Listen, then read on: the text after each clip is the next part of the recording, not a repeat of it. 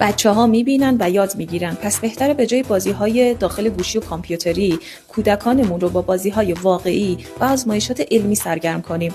جعبه کبریت رو بسوزونید و باقی مونده‌اش رو بین انگشتتون مالش بدید تا شاهد خارج شدن دود از مابین انگشتاتون باشید. کشیدن خط قرمز دور مورچه باعث میشه مورچه مسیر خودش رو گم کنه و سردرگم بشه.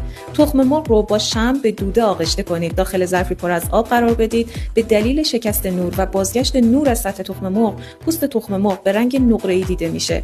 2 تا کلید رو با یه سیم نازک به همدیگه وصل کنید و 2 طرف قطب مثبت و منفی باتری قرار بدید. به دلیل جریان الکتریکی و افزایش مقاومت دمای سیم بالا رفته، به طوری که میتونید یونولیت رو باهاش برش بزنید. 2 تا مداد مشکی گرافیتی رو داخل محلول آب و نمک قرار بدید و در سمت دیگه مدادها قطب مثبت و منفی باتری کتابی رو قرار بدید. تشکیل حباب‌ها اطراف مغز مداد بیانگر جریان الکتریکی هستش. اگه این ترفندهای علمی رو دوست داشتین، 3 تا قلب قرمز برام کامنت کنید.